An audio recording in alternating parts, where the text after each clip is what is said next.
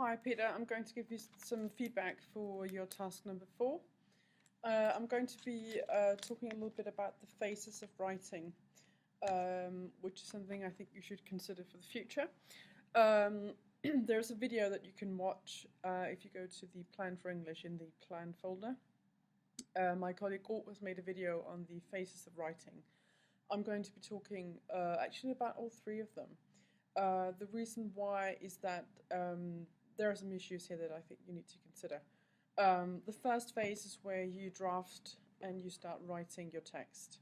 You kind of figure out what it is you want to say, then you start writing, and then you have your first draft. So it's like conceptualizing your message and your analysis, then starting to put it into words. That's the first phase.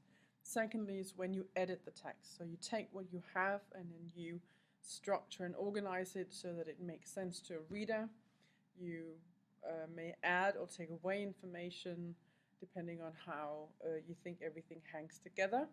And also you try and structure it so there is this thread running through the text. The final thing you do before the text is done is you proofread it and make sure that there are no typos, no grammatical errors, that the layout is the way that you want it. Professional writers will do drafting kind of periods continuously, and will probably edit their text many times before they're happy. You should do this at least once. Ideally, you leave the text long enough for you to forget it really and come back and look at it as with fresh eyes.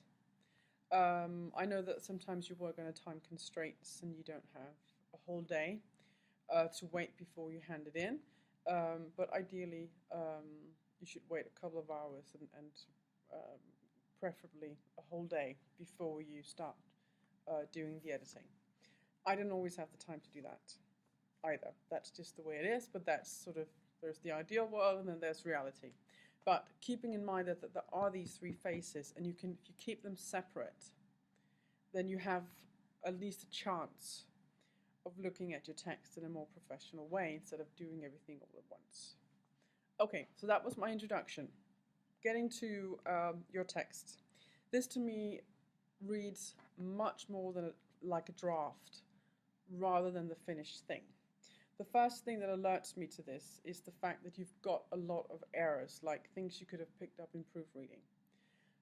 Things that are misspelled, Danish with a lowercase d, a salt spelled wrong, you write beaning when you mean beaning, words missing, the repetition of words, one sentence uses, or 2 sentences are right after each other, use the same word, etc. All of those things I think you should have picked up in proofreading.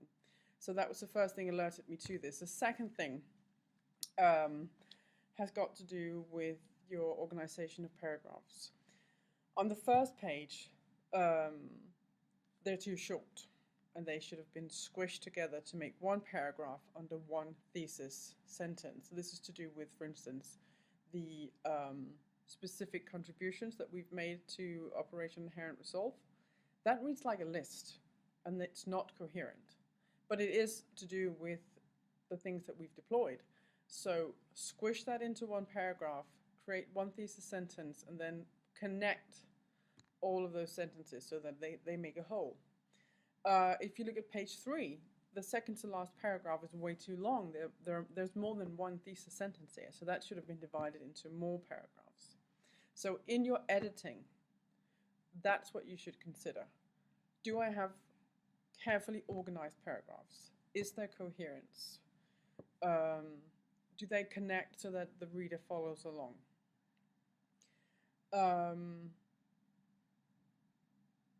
Also, what is comprehensive approach really about? If you read through it, do you have a definition of what the comprehensive approach is defined as? You talk about it having many names, etc., but have you actually defined exactly what it is? Because it makes no sense to talk about how the term changes semantic meaning if the reader doesn't know what it is. So you should be able to somehow define it, or you can borrow Breitenbauer's definition, say this is what he says, because after all, that's who you're holding the Danish approach up against his definition. So we're using him as like a kind of an expert on this topic. While we're talking about him, please introduce him.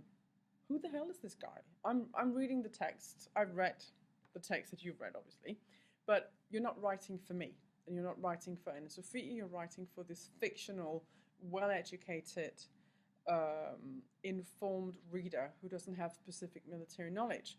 But you have to introduce him and say, who is this guy? Why is he an expert? Why do I use him? And why should you, reader, care that he has an opinion on this?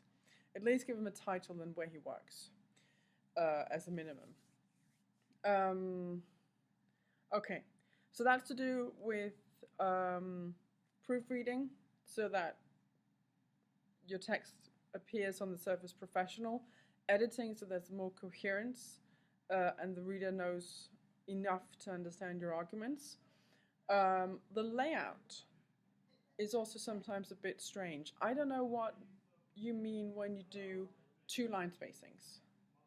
Is that different from 1 line spacing? And if so, what's the meaning of it? If you can't answer that question, the only way to do it is to choose one or the other. Don't confuse the reader or yourself by choosing sometimes 1 and sometimes 2. For me, reading through this, I can see no difference in terms of what you're doing with the text between the 1 and the 2 line spacings. Just stick to 1, much easier. Unless you're writing like beyond 5 pages, it makes no sense to do different layout unless you have subheadings. Okay. The final thing I would like you to consider when you do proofreading is to look for subject-verb agreement. You have a couple of errors throughout the text in relation to that. And then also to be very critical of when you use the ing form. You overuse it. You use it sometimes when it's grammatically incorrect. You use it sometimes to do what in Danish is called udvidelse, which is something that is happening over sort of a space of time. When what you actually want to use is just a straightforward present tense, because the present tense also means that which is customary, that which we can take for granted at all times. If you want to learn more about that, just simply Google udvidetid eller simpeltid. You will get like the definition of how those two are used and why they're often confused with one another. I think that should be pretty straightforward to Google. Okay, so I'm just going to summarize because this is a long video. When you edit, consider, is there enough information? Are the paragraphs cohesive? Are they organized so there's one thesis sentence plus elaboration and support? When you proofread, first of all, proofread.